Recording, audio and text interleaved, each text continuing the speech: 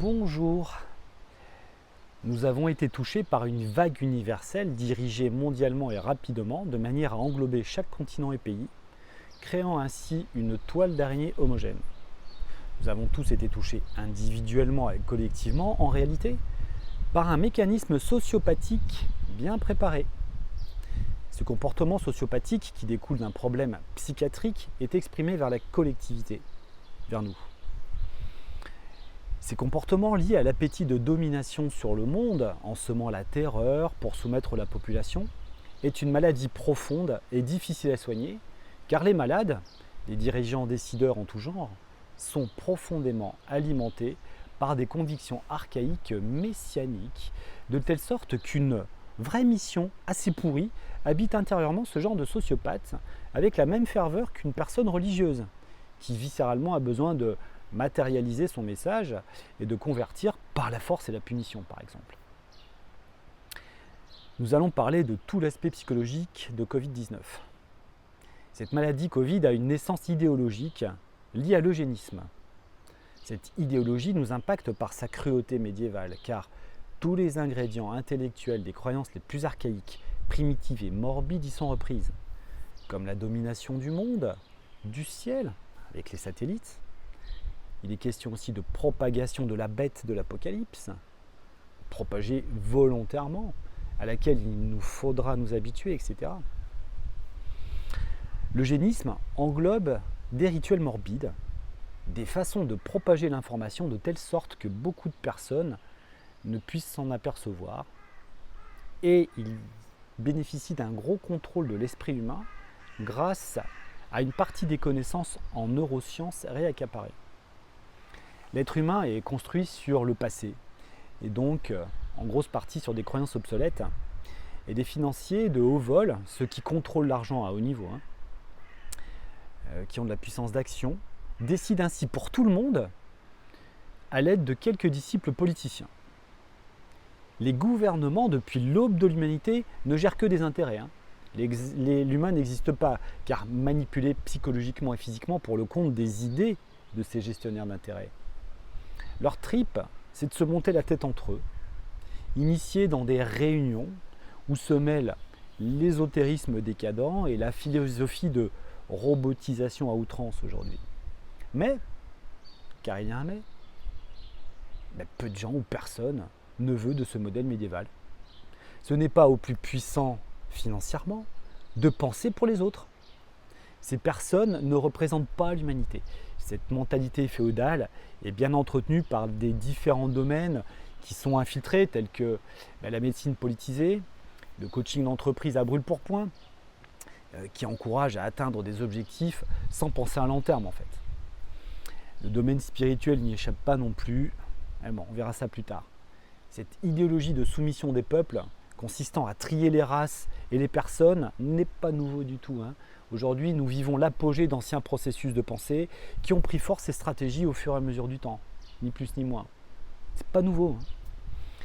Cette idéologie réitérée, issue du pangolin, donc ce pangolisme contemporain, est généré et géré par un cercle de personnes et des exécutants à différents étages pyramidaux, chaque niveau descendant est l'esclave du niveau au-dessus, et ainsi de suite.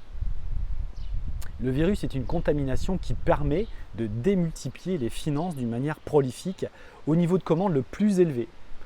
À votre charge de vous instruire pour savoir comment fonctionne réellement l'économie de marché, le monde de la finance bancaire de haut niveau, qui a des règles de profit très différentes de celles de la simple comptabilité de ménage. Une différence notable, c'est que le système bancaire se pérennise avec les dettes, contrairement aux ménages de base. Plus nous sommes endettés, ou plus un État est endetté, plus il faut emprunter. Et plus les consortiums bancaires, non visibles, sont riches. Ce n'est pas les noms de banques que vous connaissez. Il y a énormément d'informations sur ce qui se passe en réalité, pour savoir à quelle sauce nous sommes mangés. Donc informez-vous. Mais il faut sortir de l'information monocanale des chaînes d'État soumises. Dans une précédente vidéo, je vous ai expliqué ce que provoque un confinement, tant physiquement que psychologiquement. Et je vous ai donné quelques conseils simples pour faire face au confinement, avec des recommandations pour bouger votre corps, rester en forme et votre énergie vitale et contrôler un minimum votre psychisme pour rester en santé. Maintenant, la suite du programme, c'est le port du masque. J'aimerais attirer votre attention sur ce qu'est un masque. Le masque est un outil. C'est un outil qui permet d'occulter le visage en ce moment. Il permet de transformer une partie du corps en passant un message. Celui que vous portez pour le Covid, c'est l'inscription qui dit « Vous êtes fragile et soumis ». Le masque sert à occulter l'expression et qui va au final vous habituer tranquillement à vivre dans un champ collectif déshumanisé. Vous pourrez ainsi voir des atrocités devant vous sans en broncher. Déjà que c'est le cas, mais à l'aide du masque, derrière lequel on peut se cacher, ça va être pire. Un des gros biais cognitifs que vous connaissez peut-être, c'est le biais de division de la responsabilité. Lors d'une agression dans une rame de métro, par exemple, il provoque une non-réaction des nombreux passagers, malgré que tout le monde assiste à une agression sur une femme, par exemple. Le fameux personne ne bouge, en fait, c'est un réflexe cérébral qui consiste à diviser la responsabilité entre chaque membre du groupe dans le wagon. On se sent non responsable de ce qui se passe. Dans le cas de la crise que nous vivons, c'est pareil. La responsabilité de réagir est divisée. Je ne veux pas savoir ce qu'il y a, je ne veux pas bouger, je ne veux pas m'interroger, je sauve ma peau et c'est tout. Mais en fait, c'est je ne peux pas. Ainsi, beaucoup ne disent rien et se conforment tranquillement. Mais c'est un réflexe. Ce n'est pas grâce à un travail de réflexion. La réflexion, ensuite, elle suit du coup pour argumenter dans le sens du réflexe. Le masque intérieur est la marque de la convention sociale. Le masque trompe, dissimule, divise. Le masque peut être dangereux socialement.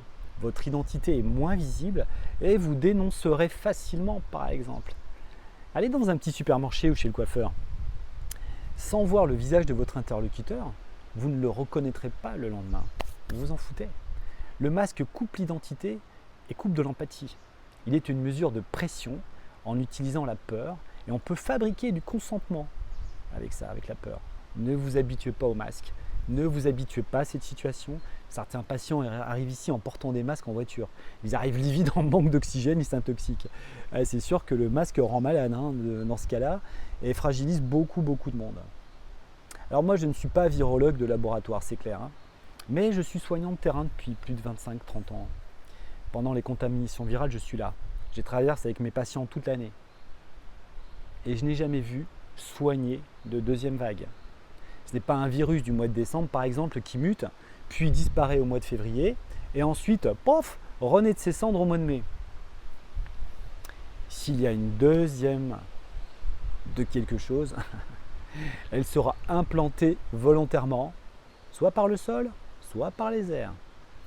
Les chemtrails toxiques qu'on nous déverse sur la tête toute l'année nous intoxiquent, et la vigilance en fait est à 360 degrés.